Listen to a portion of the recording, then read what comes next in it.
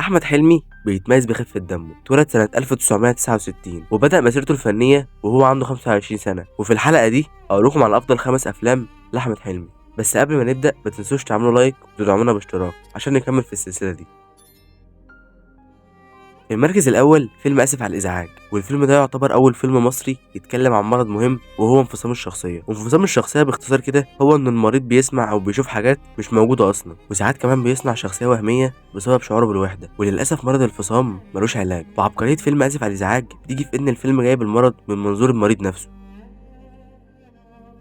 في المركز التاني فيلم اكس لارج، وهو بيتكلم عن الإرادة. بالرغم من إن الفيلم كوميدي ولكن فيه معاني كتيرة، وإن قد إيه ممكن الإرادة الضعيفة تشقلب حياة الشخص 360 درجة.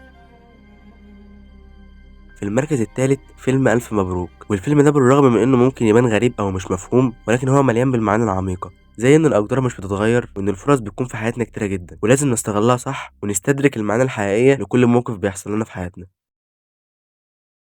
في المركز الرابع فيلم عسل اسود، والفيلم باختصار بيتكلم عن فرق الطبقات من ناحيه المعامله، وان المصريين دايما عايشين في فقر وبيتعاملوا اسوأ معامله، بس اهم حاجه انهم بيحمدوا ربنا. ومشكله الفيلم انه عرض المشكله بس ما عرضش حلها، ولان احمد حلمي مصنف انه ممثل كوميدي فيعني لازم يكون في كل فيلم على الاقل سنه كوميديا تكسر جو الجد شويه.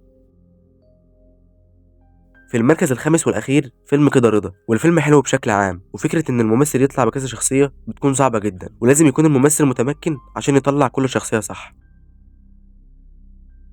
وبس كده كنا قدمت لكم افضل 5 افلام لاحمد حلمي. لو حابين حلقات كتيره من دي ما تنسوش تعملوا لايك واشتراك وتقولوا رايكم في التعليقات.